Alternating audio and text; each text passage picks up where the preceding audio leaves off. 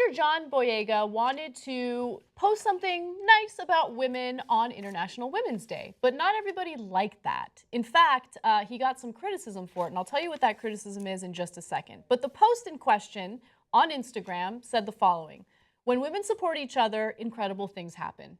Probably the most benign thing anyone could possibly say on International Women's Day, but it turns out that some people were not happy about it. So BuzzFeed reports that while there were also plenty of messages praising him for his words and dubbing him Finn the Feminist after his Star Wars character, other commenters wrote things such as "traitor," "you're a man," and "what about men?" Now, I posted something of my own yesterday on my Instagram account, Anna Kasparian TYT, if you want to follow me, not a big deal. And it's incredible because I didn't get a lot of hate, okay? But I did get a few comments from a few guys that are like, well, what about International Men's Day? Like, what is this? Like, they were upset about it. And it's like, International Men's Day is pretty much every other day, right? Right. So it's not meant to tear men down. It's meant to prop women up. And when you think about it, not just in the context of the United States, but internationally, women are treated as second-class citizens in a lot of other countries. Maybe for religious reasons, maybe for other reasons, but it's something that should be discussed. Now, his response to the haters was the best thing on the internet yesterday, if you ask me. And here's what his response was: "To praise the loyalty between women does not mean disregarding the loyalty between men. I'm just not talking about freaking men today. So butthurt sexists, please remain in the shadows of your stupidity, and from within those shadows, you are free to have failed dreams about an estrogen-free world." So let's note a couple of things here. First, I feel relieved that I can use the word butthurt. I wasn't sure about that, but since he's getting praised for it, okay, we're now free to do that. Now, perhaps on to more important matters. What is it with these guys who are always talking about the bond between men? And wouldn't it be great if there were no women around? Okay, if you say so, hey, that's cool, that's cool. Yeah. We're libs, we don't judge, right? And then like the whole traitor thing. Like what if you are nice to women, you're a traitor to men? Like, that's so sad. That's so sad, right? And it's not like he said anything about men in the first post. Yeah, it's not about you. Yeah, he didn't say I don't like men, the men should have less rights. He didn't say anything about men. He just said, hey, bond between women, great, let's celebrate it. Like, yeah, traitor. Okay. Bring it down, dude, bring it down. Look, I think more than anything, what the critics demonstrate is that they're so laughably insecure. Like that insecurity doesn't make you seem masculine or powerful. It makes you seem like a boy, right? An insecure boy. Like Marco Rubio. Like Marco Rubio.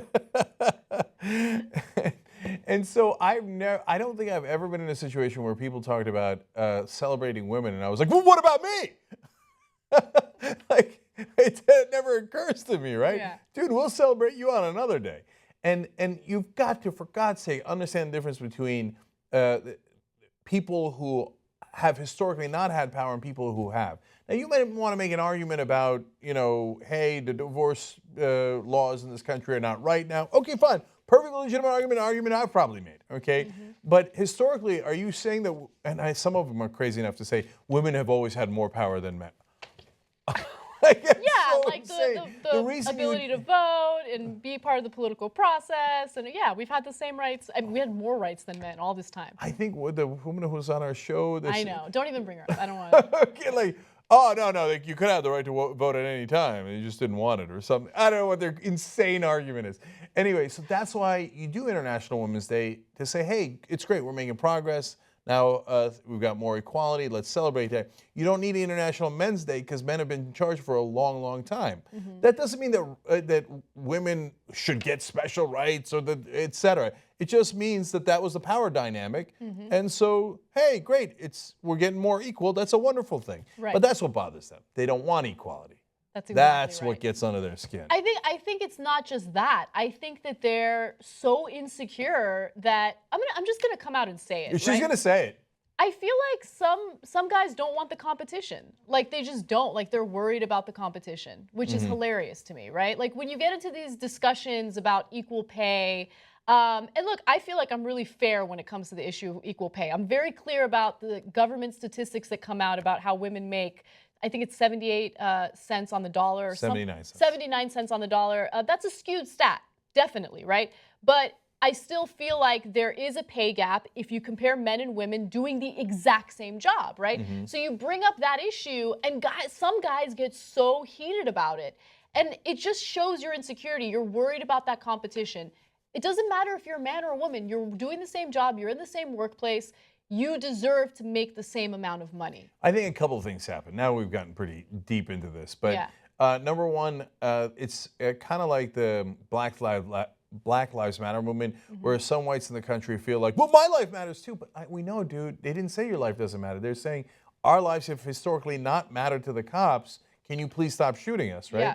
And they think you say white privilege, and they're like, I don't have any privilege. Dude, I know you got it tough too. I know that. But like, on top of the toughness you got, they got that too. And plus, sometimes cops beat on them for being black, right? But you don't know that because you're not black, right? Yeah. We're just trying to get you to pay attention to that. But they take it personally like that. Like as if you're telling them that they're a CEO in this case, right? When you say women get paid less for the same job sometimes, or oftentimes, they feel like you're saying, oh, you're rich. No, I'm not saying you're rich. Right? I'm saying that women in some categories have it even tougher than you do. Yeah. So, okay. The other thing is that protection of what you have, right? So that's why a lot of whites hated affirmative action, and not just because they were racist, but because they thought, I'm a firefighter, or I'm a carpenter, or I'm whatever I am, and I want to pass my job on to my son like we've done for generations. And now they come in here and tell me my son can't just automatically get it. That now I got to give a shot to a black kid, right? Well, I want my son to have the job, right? It's a natural instinct in some way, but it does get ugly, right? Yes, it does. So you got to fight that natural instinct so that we can get to a better place.